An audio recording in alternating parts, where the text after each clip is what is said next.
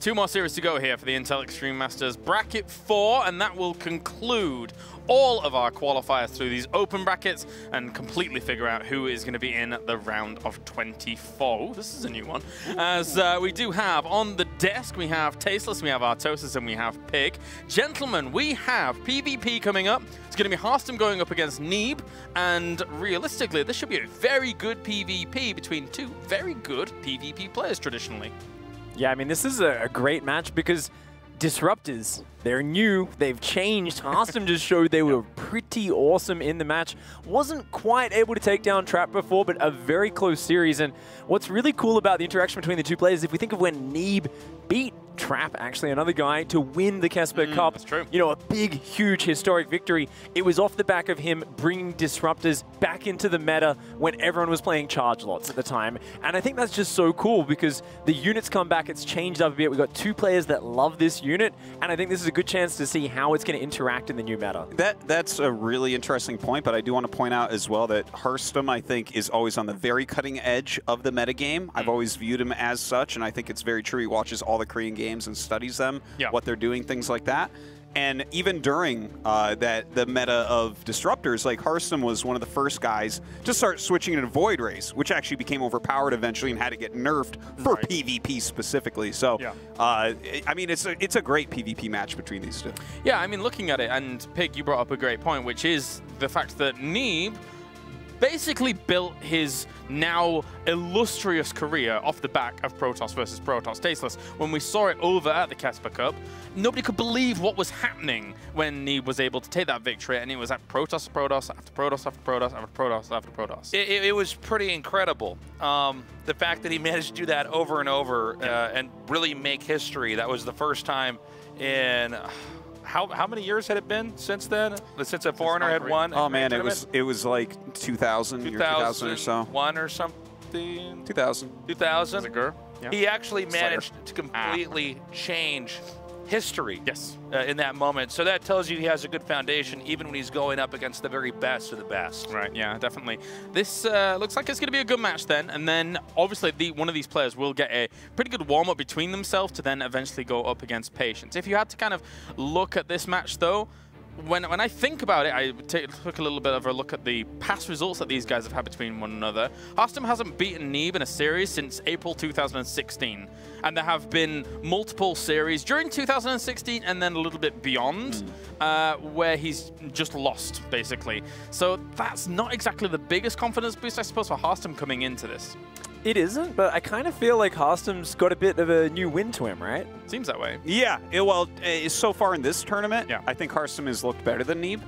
Okay. From the games that I've seen, at least, watching a bunch of them up here, Harstem has looked really, really, really, really good. Like, he's only lost to Trap, who right now is one of the best Protoss in the world, and that was a close one, so... Well, we're about to find out if Harstem can continue that momentum here at the Intel Extreme Masters. It's time to go over to the commentary team to find out who's going to win this PvP so they can play another PvP. G'day guys, PvP Mania for the rest of Bracket 4, and Maynarde with me is Rotterdam, and we are going to see a nice tidy bracket between Harstem and Neeb. Thoughts on this series, Roddy? I'm excited, and I think it's one that's very hard to call. I agree with the boys on the desk. It's going to be close. Obviously, it's going to be close in this phase in the tournament. I think Harstem looked good in his PvP, but the last game he did fall apart a little bit because he actually got himself in a good position. I think he could have even ended it very early if he wanted to, but even in the later stages, he was in a good position, but he was outmaneuvered. And if you get outmaneuvered against Trap in a Disruptor war, well, then I'm not sure if you really want to go into Disruptor versus Disruptor if Neeb decides to do that as well, because this man, I mean, he built his legacy of the Disruptor. Yeah, Casper went down because of the Disruptor meta that this guy utilized the top left from Ting, the North American Protoss. This is Neeb! I think that's the first time we see Neeb on stage today, isn't it? I think so, yeah, actually. I did kind of weird. Yeah, I did catch his game against Cass earlier today, no? And at the bottom right from Asterion, the Dutch Protoss, this is Harstem.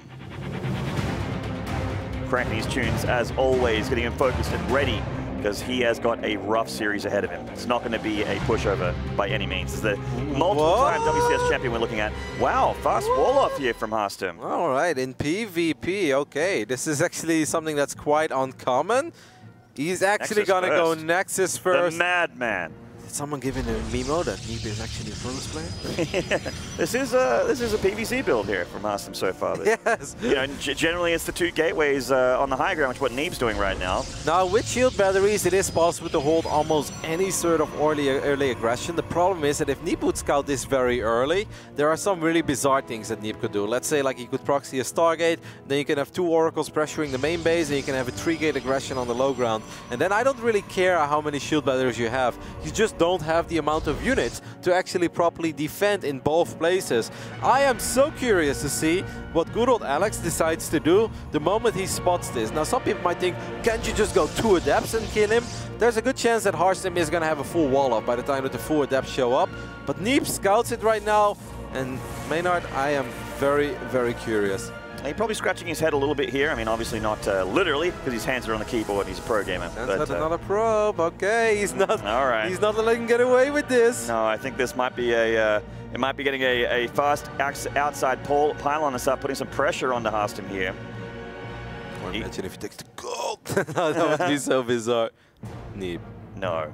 I think he's gonna take the gold. Oh my god. Oh my god, this is so weird, guys. What a way to respond against the Nexus first of Harstem. He's gonna get a Stargate as well, so this could potentially... I don't think it's likely that Harstem actually decides to go for a Stargate here. Stargates are good in PvP, but if you go Nexus first, it means late Gateway, it means late Cybercore, it means late Stargate, but he gets the Stargate, and it's actually not that much later than the Stargate of Neeb. I would say on paper this is actually then good for Harstem, because Harstem has a faster Nexus, and if it's Phoenix versus Phoenix, the only thing that truly matters is the amount of gas geysers you've got mining. He's doing this with 1 gate. What? It's not even a 2-gate opening by Harstem. This is bizarre. This isn't something I've seen in PvP just yet, not at this level. And Harstem, of course, you know, this pylon dropping here to wall off the main of Neeb.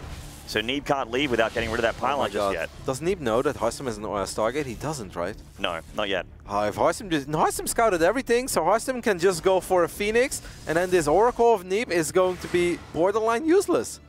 Yeah, Phoenix doesn't take very long at all to build.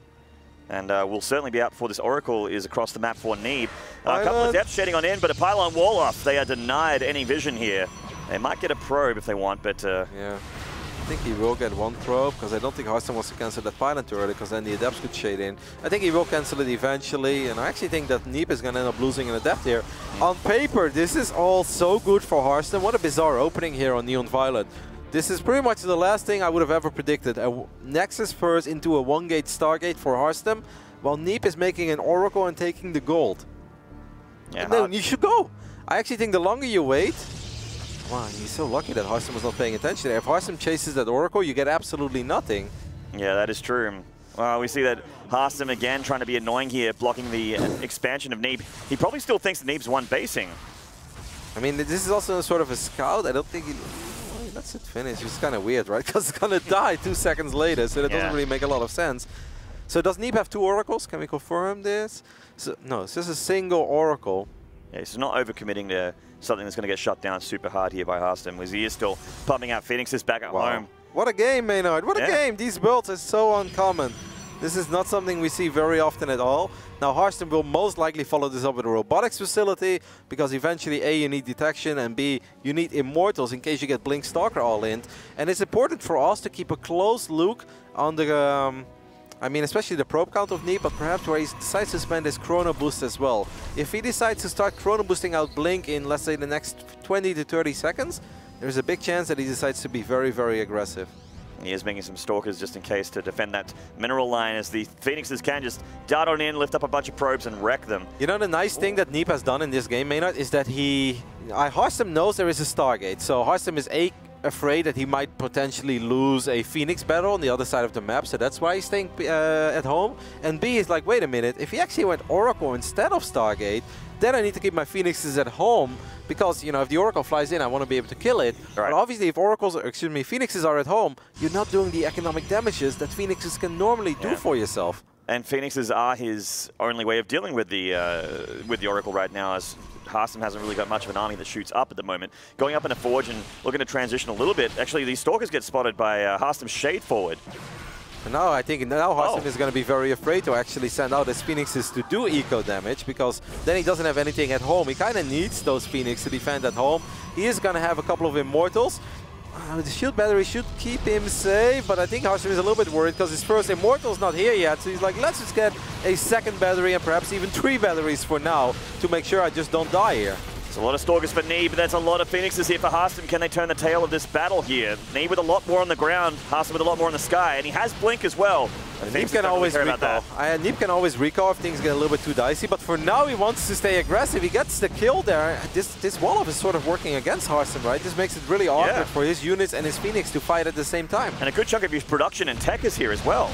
You don't want to lose the Cybercore in this phase in the game. Absolutely not.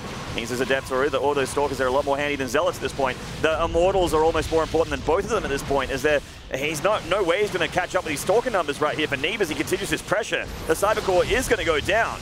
Yeah, well done. I mean, that's 2 gateways in the Cybercore for really not much at all. He even killed one of the Stalkers of Harstem. Harstem is rebuilding those gates. He needs to rebuild his Cybercore as well. Otherwise, he can never really continue to develop his tech. He will not be able to get +2, for instance. And I don't think he has any upgrades of the... Well, unless I just wonder, like, if Harstem feels happy with this. He has not done a single bit of economic damage with his Phoenix. This is the first time he's going to scout. At least there's a lot of energy on these Phoenixes, so he should be able to get... Oh, one's going to go down. Looks like it. Yeah, picks one off there. He's going to come in the main and have a look here and also see that there's a 3rd base for Neeb as well. Oh no, the Phoenix has just deflected. That blink is not ready in time. The biggest problem is, though, it's a lot harder for Phoenix to do that economic damage that I mentioned. Once blink is out already, Neeb has handled this in such a funny, brilliant way. I have never seen a PvP like this, but I love it from Neeb's side. Looks like Harstem's going to probably push into Disruptor play here. Knowing that he has his Phoenixes, there's no way that Neeb's going to be able to catch him in the Phoenix count, so we can't lift those Disruptors out of the battle. So they're pretty safe to rule the ground here. Look at the probe count. Yeah, 12 Neeb has an insane economy. Yeah, and he's got the gold. It's not just that he's 12 to 16 workers ahead. He's got the gold base as well. Yeah, he's super, super far ahead in economy here, is it reflected here in the income graph. But Harstem's going to try and make it work. He does have a pretty powerful, beefy army, but Neeb's got a very high mobility army and plenty of numbers. Well, Neeb also has charge almost ready as well, and I think the moment that he warps in a bunch of charge loads, I'm not sure if Harstem's army is really capable of dealing with it. The only thing that he has is good against charge loads is Phoenixes, but I think he simply doesn't have the numbers. Recalls here. Neeb's going to pick off, looks like maybe one of those Phoenixes before he gets that recall there. And Charge Lots really shut down a good number of Immortals here. The Immortals are fantastic against Stalkers, but Charge Lots minced them to pieces. Harstem's trying to go up to 3rd Nexus, but Neeb looking like he's going to put the aggressive pants on with a lot more production and a lot more units. Yeah, I don't think there's a way that Harstem saves his Nexus, right? I mean, he's going to use the Phoenixes to lift a couple of these Zealots, but Neeb simply has too much. He has way more. Another forward blink there, actually quite close to the shield batteries now, so Neeb has to be a little bit careful there. But this Nexus has been cancelled. Pylon goes down as well, and Neeb is just taking an overwhelming lead in this game. Absolutely. Like, if Neeb wants to continue the pressure here, he can. Because honestly, he can lose this army and still be fine. Like, he's denied the 3rd base of Harstem, and he has so much more production back at home. Yeah, the Phoenix is getting picked off as well. That's actually very nice for Neeb because, whoa, 13 workers went down during all of this. I know quite a few probes were long distance mining, but that's a few more than I thought were going down. Well, Harstem's pumping out these Disruptors, and it looks like Neeb's actually dropping a couple Stargates back at home. And he's getting double Forge upgrades, which isn't always something you see in PvP either. But that's, you know, generally there's one Forge spinning, not double. Look at his main. Is this like Computer Insane who's cheating and has got way too much money? Like, he's just getting everything at once. This is just crazy. He got the Robo, got the double Forge. I think Neeb looked at this like, well, if you want to go Disruptor, I can do my own Disruptors, but in a weird way this could go terribly wrong, even though I'm really far ahead. I can outproduce you so badly that no matter how bad the fight will be that I take with Phoenixes, oh my God, I'm going to have so many Phoenixes that there is nothing you can do. Look at that advantage there for Neeb. He is just going to try and overwhelm the Phoenix numbers and lift up these Disruptors. Stasis Ward actually catching some of Harstem's army, and Neeb moves out through the squares to engage, but this is actually a little bit dicey. Yeah, a little dicey for Neeb to engage inside the squares. He wants that open ground. The charge lots are really a lot more effective when they can wrap around this army. I mean, the army of Harstem simply is not very big, and now a lot of his units are frozen up as well. Is there a Warp Prism here or something? Like, is Harstem really doing this without any way to reinforce this push? Then it's basically do or die at this point. I really think that Harstem kind of needs to win the game right here, right now. And if that doesn't work, I think that's all he wrote in game number 1. And I think that might be it here. The Disruptor's getting lifted out. One of the Purification Novas landing, but way too many overabundance of units here of Neeb, and Harstem just doesn't have any firepower. GG. And a little bit of swear words there from Harstem at the end. I have no idea what I just watched. That is one of the weirdest PvPs that I've seen in a long time that was played on a very high level. Neeb is Oracle as well. He just kept it at home for so long. But that's such a brilliant play, because if Neeb actually loses that Oracle, right, I would have just gone for it in the beginning, be like, well, at least get a few probes, right, that's all I can do. But keeping the Oracle safe meant that Harstem had to respect the potential of 2 Oracles flying into his base. He didn't know it was only 1, right? He's like, I know what's going to happen. I'm going to try to harass with my Phoenix, then the Oracles show up, and I'm going to lose way more probes. So all the Phoenixes stay at home, and by the time that he ever thought about harassing with his Phoenix, Neeb's got Blink already. That Oracle did so much while not doing anything at all. It felt like that game was all Neeb. From like, as soon as he saw that Nexus, he made every single correct decision after that. I don't even remember a thing that went well for Harstem in that game, honestly. No, I mean, other than the fact that he had a faster Nexus, right? But he wasn't really able to do much with it. Neeb showing some really, really sick game sense there and some brilliant understanding of, I would say, especially the economic part of a PvP. In an odd scenario. That's just, what a game. He's a 3-time WCS champion. A lot of the people have expected him to keep that caliber of play, and maybe there's been a dip here and there, some results that we haven't expected, but he is certainly showing that he has that caliber here in Katowice. And we're getting a game came to pretty quickly here. If you guys wonder what happened to Neeb, why is he in the lower bracket? Neeb started off the tournament by beating Kaz in the round of 16 of this bracket, but then he lost against Hurricane, which in a way is kind of ironic, right? Because Hurricane is also the player that knocked him out of the GSL qualifiers one day. And that was the time when Neeb was really hot and everybody thought that he was going to make it to Codas. And everyone was even saying like maybe he can go all the way, maybe at least quarterfinals, you know? But back then Hurricane was the one that stopped the dreams of Neeb of qualifying for Codas, and now Hurricane stopped him again in this bracket. Yeah, well, there still is the capability inside this man on camera right now to take it out of Neeb. You know, he showed that his PvP is pretty amazing. Earlier series of the day, but I got to say I'm nervous for him after game 1. That was. No, it felt almost he got lost in his own build, right? It really felt that Harstem made it so confusing that he himself got quite confused. It just felt like it wasn't really going anywhere for him. He hasn't done it in any of the other games yet that he's played PvP. That's something maybe he specifically had for Neeb, maybe trying to bamboozle him a little bit here, but did not work out in the end. We'll see how he does in this game. Wow. In the top right spawn here from Ting and North America, this is Neeb. I'm saying wow, Maynarde, because we have loaded into Eastwatch, and that's not necessarily the second map that I expected for this best of 3. It's a little odd, but we are going to go underway here in the bottom left. This is Harstem. Now, of course, there's nothing wrong with Eastwatch. It's actually a pretty fun map, and it creates really fun games, but okay. That's... Neeb is like, all right, we're gonna do this Nexus first thing? Really, Maynarde? Have I missed a memo in the last hour or something? Yeah, I think the PvP meta changed between Harstem's winner bracket game and the losers bracket, I think, like in the middle of that. I mean, on Eastwatch, I could maybe sort of get behind it. I mean, I've seen it before on Neon Violet as well, but not on this level. I've seen it on the ladder a couple times and a few guys that think they have a cute build. But, you know, these guys at this level with this much at stake, going Nexus first in PvP, I mean, on Eastwatch, at least there is a ramp going into the natural, right? On Neon Violet Square, you can get high ground vision if you come via the right side, and that really complicates things a little bit, because that means that you don't have to eat 3 shots before you start shooting at the wall of your opponent. Well, you know, ball's in the other corner. Let's see how Harstem decides to deal with the Nexus first. Yeah, switching gears here. A double gate from Harstem, just like Neeb did game 1, and a Nexus first from Neeb. Well, not a Nexus first, actually. I think it was a Gateway first, then Nexus. No, Nexus first, was for sure. It? Yeah, oh, yeah. Yeah, you're right. Oh, damn. So, literally just a switch over. It's crazy. At least this time he's doing it with 2 gateways instead of 1. I think Harstem was on 1 for a lot longer. 1 gate fast expand. Well, Nexus first into 1 gate Stargate. It's like, all right, you know, we're playing PvZ with a wall off here. It's like, no, it's just a PvP at the highest level in the foreign scene. Okay. So now I'm really curious to see what Harstem decides to do, because Harstem just did this, right?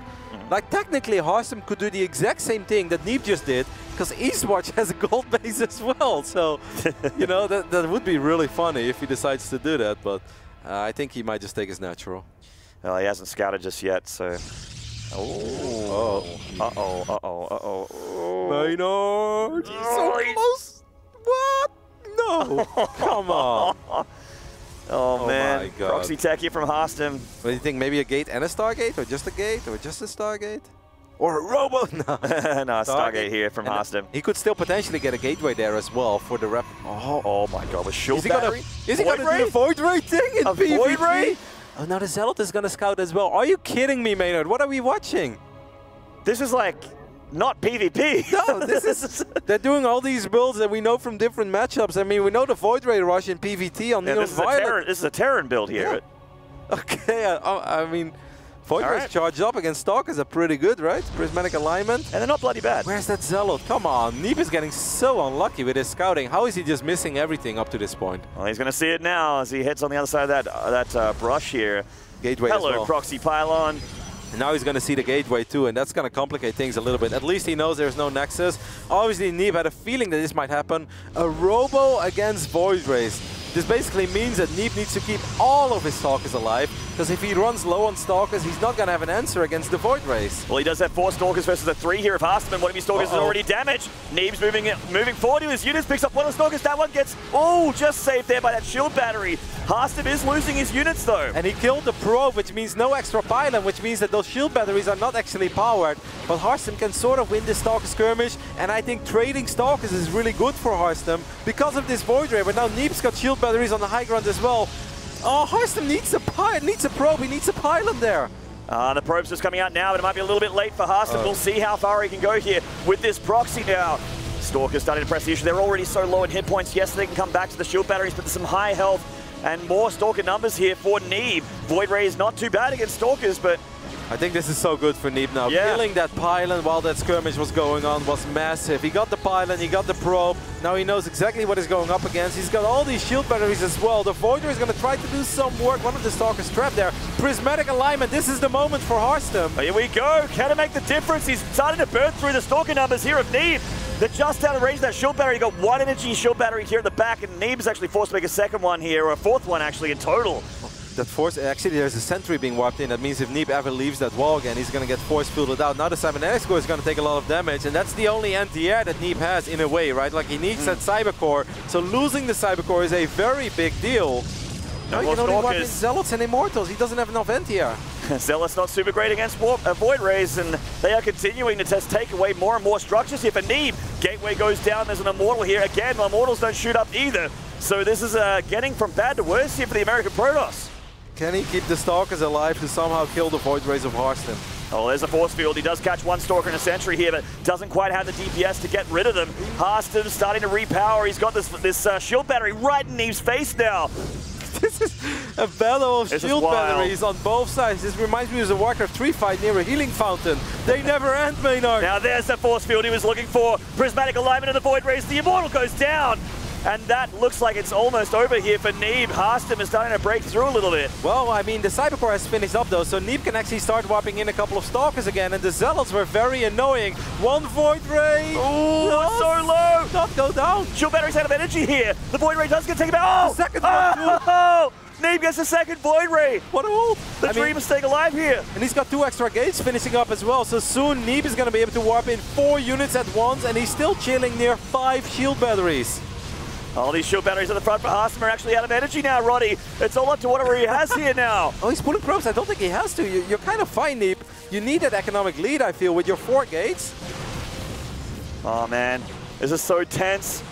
It feels like Neeb's starting to stabilize a little bit, though.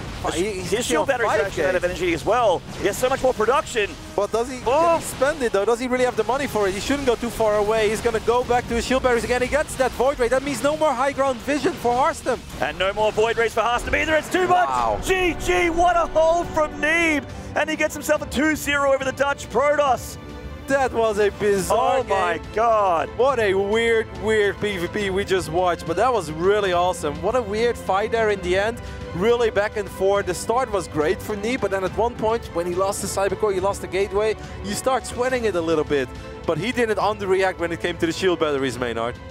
Man, that didn't look like PvP. I don't know what that was, but I liked it, Rotterdam. That was the 4th matchup. That was fun. That was the 4th matchup, that's right. Unannounced 4th race here in StarCraft 2 being shown on stage. And that means we are going to have Neeb going up in the next best of 3. Versus Patience. Versus Patience. Isn't that a rematch of BlizzCon 2016? Didn't they have the Decider match back then? Oh god, my memory's being stretched here. You're the encyclopedia, you have to tell me. All right, well, I know it happened, but maybe it was either Neeb or Deer, one of those Korean Protoses. Either way, that was awesome to watch. That means we've got one more best of 3 coming up for you guys. We're gonna head over to a very small break, and after that, we'll be back with Smix and Neeb.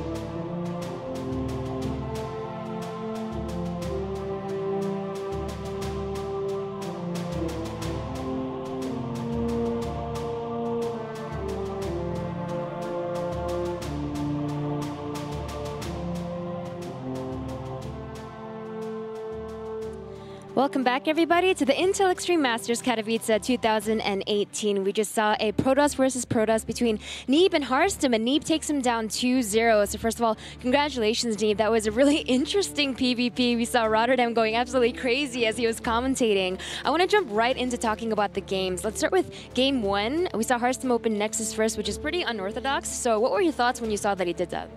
I was really surprised that he went Nexus first. I'd never seen that build before, especially where he only went one gateway, and he only made the second gateway to fully wall off. So that was really weird. I kind of just didn't know what to do, so I didn't think I could break him if he played correctly, because he followed my probe with a probe, so I couldn't proxy buildings close to him. So I just took the gold, and from there, like, I don't know, I got really far ahead.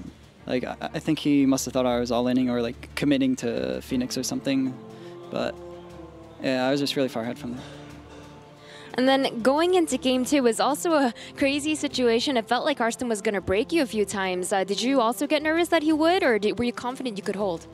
Yeah, I think this is the first time I've defended the proxy Void Ray, because it's like the default response to Nexus first, is to get the Void Ray and shield batteries as close to their ramp as possible.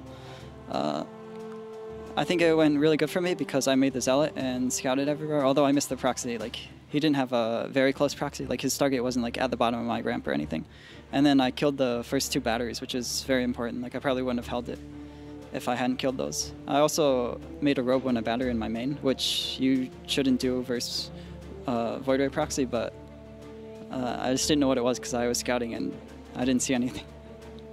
Well, luckily, like you said, you were still able to hold. And prior to this interview, you were telling me you think PvP is a little bit weird, and your next matchup is again another PvP. It's Patience, who you last played all the way back in 2016 at the WCS Global Finals group stage. Back then, you were able to defeat him, so I know it's been a while. Do you think you can defeat him this time as well? I'm not sure, really. Like, I'm not as good at PvP anymore as I used to be. And Patience is a pretty crazy player, so I don't know what to expect. Well, I think we can expect a pretty interesting series nonetheless. Best of luck. I'm hoping that we'll see some really good games coming up soon, as it is going to be the last match of the day for Bracket 4. James, back to you. Thank you, Smix. Indeed, we have Neeb advancing on to play against Patience here in our final series. And I think that rightly said there in the interview, a bit of a crazy series, kind of very, very back and forth with how the build's actually shaped up. I mean, were you guys as surprised as maybe Neeb was about that Nexus first at start, and then even the flip reverse of the second game, I should say, to then have that build be counteracted in a similar fashion? Oh, I thought it was super cool that Neeb not only killed the Nexus first, but then Nexus first and won. It was, it felt like he was goofing a bit, but just the fact that he held that with like that sick micro and taking down the pylon and all that, I mean, literal god Tasteless. I concur. Honestly, that was such a nail-biter of a game in game number 2. We were all gathered around the preview monitor trying to figure out, okay, is this actually going to work? Like, it was such a close fight, and it's kind of cool to see how Neeb unpacks what went down in that rush. And we were even talking about the fact that there was that second, or the shield batteries being targeted at moments, and we thought, does he want to go for the army here? There's no pylon, but it's cool to see him explain that, okay, no, you actually have to get rid of those shield batteries, or it snowballs and you end up losing to the rush, even if they're not powered at that time. It's interesting to note that, when we heard from, whilst the interview was going on, that Neeb said in that Game 2 pig that the Stargate was not exactly down his ramp, so it made it a bit easier. That Stargate was still really, really close. So these are the min-max things that he's considering when having a Nexus first opener going up against that. And then also the Zealots were able to do so much for him after lost to Cybernetics core. Yeah, I mean, that was such a close nail-biter game there. And it was the probe, it almost scouted it, didn't quite see it, which, of course, I'm not sure if Neeb even knew exactly where the Stargate was there at the end of that game. But hats off to Neeb. Part of the evolution as a player was him not just doing the same standard build every game, but about a year ago, he actually started practicing freestyle, encountering odd situations and adapting. Right. That's what we saw here. He adapted to situations he'd never encountered, and he played it very well. All right, thank you very much, gentlemen, as we are going to go to a short... Oh, no, we're not going to a short break. I told a lie. We're going to check out the bracket and get you up to speed. We do have Trap and Hurricane from bracket number 4 getting through, and now Patience versus Neeb will be our last remaining opportunity for a player to get through to the round of 24. Whilst we're still here, though, I should remind you that at the end of the broadcast, we will be revealing our round of 24 groups, which is very, very exciting to say the least. And so far, 8 Protoss, 8 Zerg, 8 Terran, David Kim for Where Art Thou? That's pretty impressive. It's pretty sick. You can't ask for a better lineup than that as far as everything being distributed the way it is. Yeah, definitely. All right, we're going to go to a short break, ladies and gentlemen, and when we return, one final series here for the open brackets of the Intel Extreme Masters.